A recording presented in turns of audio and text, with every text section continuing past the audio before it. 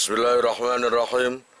Qala ngendika sapa syekhuna syekh kita Kasuyuti kaya Imam Suyuti tabaan krana manut li ba'dil mutaakhirina maring setengahe ulama sing padha akhir kabeh anahu ing satemene kelakuan iku yu'fa den sepura apa an yasirin saking kedhik urfan ing dalem umume utawa adate min sya'ari najisin saking rambute najis, rambut perkara sing najis utawa hewan sing najis. Min ghairi mughalladin kang liyane najis mughalladha. Pada bagian akhir Imam Suyuti menganut ulama-ulama yang mutaakhirin. Beliau mengatakan sesungguhnya dimakfu jika terdapat rambutnya hewan yang najis pokoknya sedikit. Itu dimakfu kecuali rambutnya hewan yang najis mughalladha. Pokoknya semua hewan kalau kita terkena rambutnya atau membawa rambut cuma sedikit gitu aja, maka itu dimakfu. Kecuali najisnya itu najis yang kelas super, yaitu najis mughalladha. Walaupun sedikit itu jelas tidak diampuni, tidak disepuro. Kayak seperti rambutnya anjing. Kalau kita atau baju kita terkena sedikit saja dari rambut anjing, maka najis. Kemudian wamin tukhoni najasatin, lan saking kukuse najis. Lalu yang dimakfu lagi adalah asapnya najis. Kalau seumpamanya kita ini membakar sesuatu yang haram, sesuatu yang najis, lalu pembakaran itu menimbulkan asap, dan asapnya itu terkena ke tubuh kita atau baju, maka itu dimakfu. Walaupun ini membakar apa sing najis iku. Ya pokoknya anjing atau babi atau apalah kita bakar dan kita nggak nyentuh, juga nggak makan, cuma terkena asapnya gitu aja. Engko nggak apa-apa. Ini kalau nggak diampuni, susah kok no pinggir jalan ono sate babi atau sate kambing, semuanya najis semua. Gitu, makanya dimakfu kalau asapnya saja.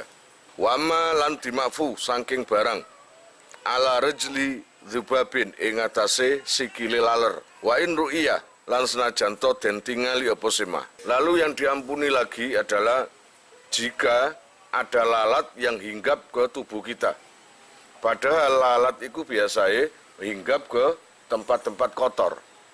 Walaupun lalatnya itu tadi terlihat dengan mata yang agak spesial ya, agak tajam. Terlihat ada kotoran di lalat, kaki lalat itu tadi. Itu dimakfu. No gak dimakfu, waduh, susah. Wama lan perkara alaman fadhi ghairi adamiyin ing atase dalan teruse liyane anak Adam alias selit. Mimma saking perkara kharaja kang metu apa sima minhu saking manfazi ghairi adami. Lalu diampuni lagi, disepuro, dimakfu najis yang terdapat di jalan belakangnya selain anak Adam. Katakanlah kucing atau hewan apapun lah. Ternyata di selitnya, apa jenenge? Di anusnya keluar najis. Ada cairan najis atau keluar najis. Dan terkena kamu. Nah, itu dimakfu. Ini hewan yang ghairu adami. Hewan yang memang selain manusia. Itu dimakfu jika terkena kalian. Kemudian wazar kitairin. Lan dimakfu lagi kotorani manuk. Ya, kotoran burung yang ada di sekitar kita itu dimakfu, diampuni najisnya. Kemudian wama lan perkara ala famihi ing atase cangkeme toir. Dan di mulutnya burung itu kotor atau yang dianggap najis. Lalu hinggap ke tubuh kamu atau kamu megang burung itu, kon dicocok apa dipatuk di sekitar tubuhmu. Otomatis kan terkena kotoran-kotoran itu, najis itu dimakfu. Kemudian warausima lan teletonge hewan. Nasuhu kang utawi cukule mah iku minal ma'i saking banyu. Salah satu yang dimakfu lagi adalah tletonge hewan, yang hewan itu muncul dan hidupnya di air. Contoh, lintah yang memang hidupnya di air. Gitu loh. Otomatis tletonge waktu nesing, ya nang banyu iku, ya jelas suci. Terus langsung kesiram banyu iku mang, sekali cewek tuh mon ono lintah pamit nang kon cewek. Sak tau tuh mon, ya enggak. Wis bersih dhewe wisan. Au baina au roki sajarin narojili utawa ing dalem antarane pira-pira godhonge wit klopo. Alati tustaru kang ditutup biha kelawan au roki sarojil apa albuyutu pira-pira omah anil matori ando saking udan haitsu yaksuru ing dalem sekirane angel apa saunul mai ngreksa banyu anhu saking raus. Termasuk yang dimakfu lagi adalah hewan yang hidup di antara daun-daun kelapa yang biasanya dipakai genteng, alang-alang. Pokoknya pelepai rumah lah, biar sebagai gantinya genteng. Ya, lah ada hewan yang muncul di situ. Lalu hewan itu nelek atau apalah, terus terkena kamu, maka itu dimakfu. Karena atap rumah biasanya terkena hujan, sering terkena hujan, kan gitu tak? Akhirnya dimakfu. Biasanya rumah kalau menjaga datangnya air atau apa kan sulit, ya harus dengan genteng itu. Makanya dibuat sebagai gantinya genteng, pelepah daripada kelapa itu tadi, pohon kelapa. Kala ngendika sapa jam'un kelompok ulama wakazalan iku koyok mengkono yukfa di sepuro ma utai perkara tulkihi kang nibaake ing mah apa alfironu piro-piro tikus minarausi saking teletong fi khiyadil akhliyati ing dalem jedingan piro-piro jamban idza amma ari kalene roto apa al ibtila ucubo bihi kelawan mah. Termasuk yang dimakfu lagi adalah jika ada tikus nelek atau neletong di jeding atau di WC, yang mana saking akeh, jadi kita menghindari sangat sulit, saking banyaknya di situ. Jadi neletong utawa nelek di sekitar jamban atau kamar mandi, lalu kita masuk gitu aja, asal ojo kondisi tae. Ini kan sini maksud yang dikhawatirkan teletongnya itu bercampur dengan air jamban atau air kamar mandi. Itu enggak. Kalau memang airnya tidak berubah, ya enggak apa-apa. Katakanlah teletongnya banyak, tapi yang namanya kamar mandi, airnya itu tetap bening dan enggak berubah. Maka enggak ada sesuatu yang dikhawatirkan.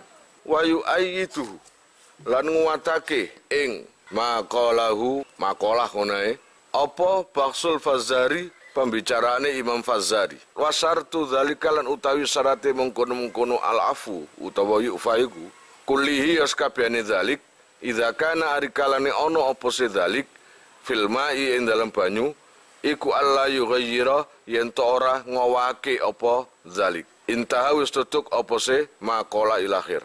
Sebanyak apapun teletong punyaan tikus yang ada di kamar mandi tetap dimakfu jika tidak merubah kondisi air. Wazabatu lan utawi zabat itu banyak anunya penafsirannya.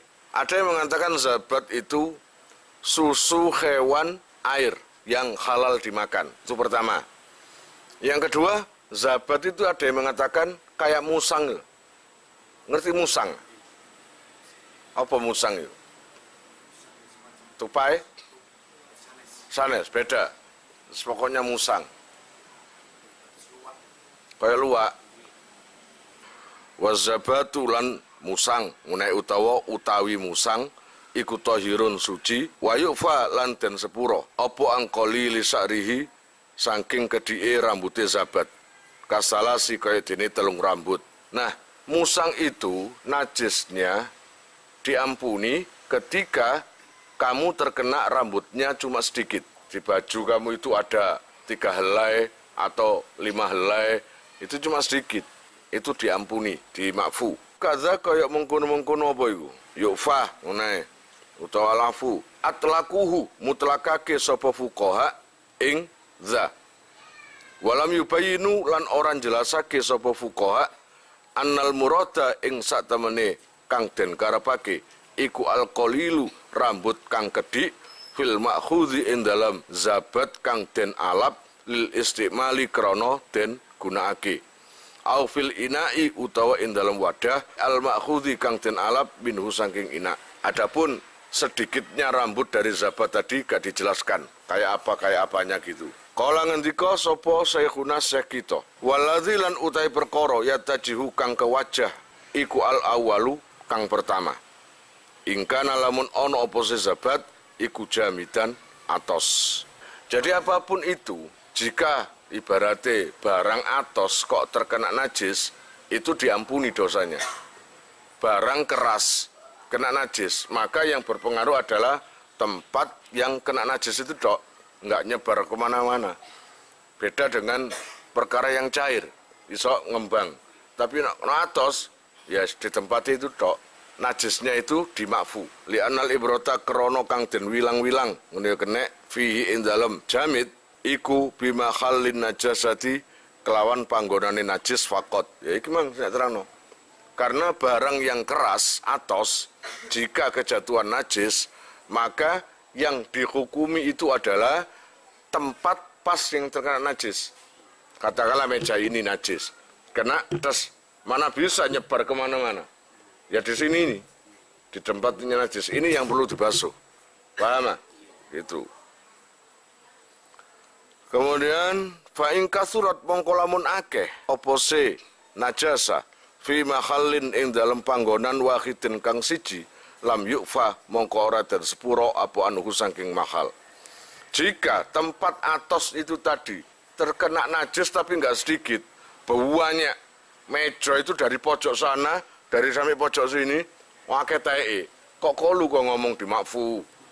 Ya nggak bisa, karena sudah terlalu banyak, maka bisa dikatakan nggak dimakfu, nggak diampuni, dan najis semuanya. Wa illalamun ora, Allah ya Rabbi ya Karim, ingka surat fi makhallin wahidin, ufiyah mongko den sepuro opuan husangking makhal. Kalau nggak banyak ya diampuni dosanya, diampuni najisnya. Bil khilafil ma'i berbeda kelawan barang sing cuwer. Oh, barang cuwer jelas nyebar. Katakanlah air. Ini kayak air atau apa. Terus di sini kena najis. Maka najisnya nyebar. Nyebar sampai ke ujung Paham? Gitu. Itu bedanya jamid dengan ma'e. Fa inna jami'ahu mongko satemene sekabiane ma'e iku kasai koyok barang al-wahidi kang siji. Jadi barang yang enggak atos, yang enggak padat, artinya cair, itu seperti satu barang. Katakanlah ini cair semua. Maka di sini ya sama di sini, sama. Soalnya ketika najis masuk, maka nyebar sampai ke sana. Jadi ketika barang cair itu agak lebar, agak besar, maka itu seperti barang satu. Beda kalau barang itu yang padat, jamid, atos, maka barang satu terbagi macam-macam. Kena najis di daerah sini, ya daerah sini tok, ya najis. Di situ enggak, situ enggak. Fa'in kola mongkolamun kedi, opo asaru rambut. Fihi ing dalam al-ma'e, ufiyah mongko den sepuro opo anuhu saking ma'e. Kalau seumpamanya ada rambut hewan yang najis, kemudian jatuh ke sesuatu yang cair. Jika rambutnya itu sedikit, maka dimakfu. Jadi, wa in qalla sya'ru fihi, maka dimakfu karena sedikit rambutnya. Tapi no akeh wa illa lamun ora qalla ya fala mongko ora disepuro. Nah, rambutnya wake. Katakanlah di bak mandi, rambut tok wake. Nah, jadinya najis gitu loh. Walana drolan ora ono bicara iku maujud lil ma'khudhi maring zabat sing dialap khina idzin ing dalem nalikane malbu nang ma'e. Gitu. Enggak ada pembicaraan tentang zabat Kalau seumpamanya zabat itu mengarah ke susu hewan yang ada di laut atau di air, nggak ada pembahasan. Kalau seumpamanya zabat itu kamu arah ke musang, itu juga sini nggak ada pembahasan. Wanakola lanukil sopo al muhibut atau bari, muhib utawa wong sing pecinta tobari. Ani benis sobari utawa sibah, saking ibnu sebah. Wa tamadahu lan nguatake ing manakolahu. Wa tamadahu lan nguatake sopo al muhib atau bari ma ing manakolahu. Anahu ing satemene kelakuan iku yukfa den sepuro opo an jirrotil bairi saking gayemane unta. Itu sama dengan dimakfunya gayemane unta. Masih ingat gayeman itu apa? Kunyahan makanan yang dikeluarkan lagi, gitu ya. Di sini kalau terkena dari kita, maka kalau sedikit itu dimakfu. Tapi kalau banyak, enggak. Najis ya tetap najis. Wa nahwihi lan sepadane jirrotil bair. Falayan jusu mongkora najis apa ma perkara. Saribakang nginum apa si bair minuh saking ma. Setiap air yang dipakai minum untuk unta itu tidak menyebabkan najis. Walau kikolan dan pada ake apa si bair, apa bihi bair, apa famuma cangkeme perkara, ya jetaru kang gayemi, apa si ma mimwalatil bakori saking anake sapi, termasuk anake sapi nok ngunyah panganan, ya kemudian diutahkan lagi, kalau memang sedikit itu dimakfu. Wadhoni lan dumbo utawa wedhus.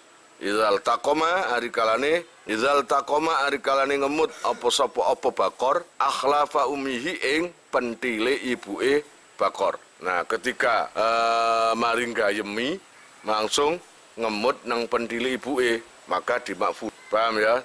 Wa qala lan ngendika sapa Ibnu Shalah yufa den sepuro amma saking perkara ittasola kang tetemu bihi kelawan ma apa sayun suwiji-wiji min afwahis sibyadi saking pira-pira cangkeme arek cilik ma'a tahaqquqi najasatiha sartane nyotone najise afwahis sibyan. Kemudian Ibnu Shalah menambahi terhadap keterangan kotoran atau yang kamu anggap jijik di mulut anak kecil itu dimakfu. Walaupun anak kecil tadi itu jelas-jelas memasukkan barang najis di mulutnya. Jelas-jelas najis. Tapi karena ini anak kecil, maka najisnya dimakfu. Wal haqqalan madaake ghairahu ing liyane Ibnu Shalah bihim kelawan sibian afwahahu ing pira-pira cangkeme sibian al majanina ing pira-pira wong edan utawa wong gendeng. Wajah zamalan mantep bihi kelawan al-haq sapa Zarkasiyu Imam Zarkasi. Kemudian yang dimakfu lagi najisnya adalah mulutnya orang gila. Jadi wong gendeng ya akeh omongnya, akeh ngoceh, terus akeh sing dipangan, akeh sing dilebokno nang cangkem. Nah, itu disamakan dengan anak kecil tadi, yaitu dimakfu najisnya atau kotorannya itu. Dan pendapat Ibnu Shalah tadi didukung oleh Imam Zarkasi. Wa kamaitatin lan batang najis jika kamu membawa apa? Batangnya hewan. Batang itu apa sih? Bangkai. Berarti kalimat batang atau bangkai sudah mati. Jadi kamu ada kelinci mati, kamu bawa, yaitu najis jenenge. Apalagi kamu bawa sholat, gak boleh. Walaupun hewan itu kecil, walau nahwi dzubabin, lan senajan anane maitah iku badange laler. Mimma bayane saking hewan la nafsa kang ora ana getih iku maujud lahu maring ma apa sailatun kang mili. Khilafan Khalil Nulayani lil Qafali maring Imam Qafal waman lan wong tabiahu kang anut sapa seman ing Imam Qofal fi qaulihi ing dalam daune Imam Qofal bitoharatihi kelawan sucine ma li adami dami krana ora anane getih al muta'affini kang basinake kamalikin kaya Imam Malik wa Abi Hanifata lan Abi Hanifah. Dari sebagian ulama juga mengatakan batang walaupun dari hewan kecil berupa lalat, kamu sholat bawa satu lalat mati, maka sholat kamu nggak sah. Karena apa? Membawa batang hewan yang najis. Ini bertentangan dengan pendapat Imam Qofal. Imam Qofal dan pengikutnya juga itu menganggap batang lalat suci. Karena apa? Alasannya karena nggak ada darah, nggak ada darahnya. Dan Imam Qofal tadi didukung oleh Imam Malik dan Imam Abi Hanifah. Iki bukan ecek-ecek kabeh sing dukung nih. Ulama besar kabeh. Fal maitatu mongko utai batang iku najisatun najis. Jadi jelas batang iku najis, bangkai itu najis. Wa ilam yasil lan senajan to ora mili apa damuha getene maita. Wa kadzalan iku koyok mengkono-mengkono maita. Saruha utawi rambute maita. Di samping bangkainya hewan itu najis, juga rambutnya najis. Rambutnya hewan tadi lo batang memang itu juga najis. Apalagi wadmuha lan balunge maita. Tulangnya juga ikut najis. Wakornuha lan sungune maita. Ngerti sungu? Bahasa Indonesia apa? Tanduknya juga najis. Khilafan Khalinulayani li Abi Hanifata maring Abi Hanifah. Menurut Abi Hanifah itu enggak najis. Idza lam yakun arikalane ora ono iku alaiha ing atase maitah apa dasamun gajih. Nah, baik rambut, tulang dan apanya itu batang, bangkai itu najis jika hewan itu di dalamnya terdapat ada gaji. Ngerti gaji? Lemak. Gitu loh, ada lemaknya. Kalau hewan itu cungkris kuru, nggak ada gaji ini, maka lain lagi hukumnya. Kalau ini dipastikan najis jika bangkai tadi terdapat gajih atau lemak.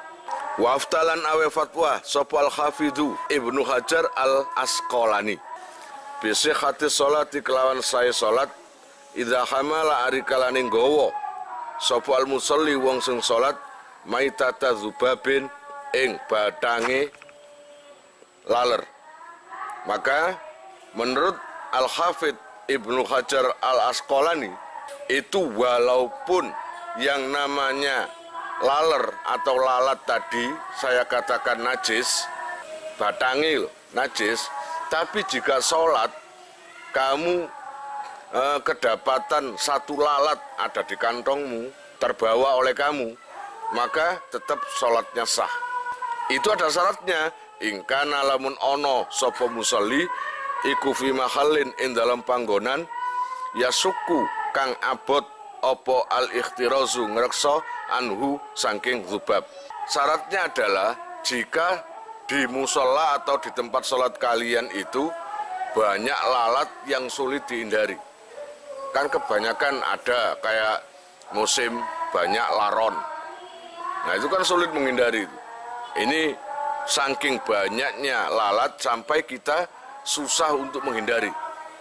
Dihindari kayak apapun, kadang-kadang lalat itu mencelok dewe, sulit untuk menghindari. Maka kalau seperti itu kondisinya sah sholatnya. Tapi kalau sengaja kamu bawa batang lalat tadi, lalu kamu kantongi, lalu kamu sholat, jelas gak sah sholatnya. Lalu dibasarin saliyane menungso, batang apapun itu najis, kecuali batangnya menungso.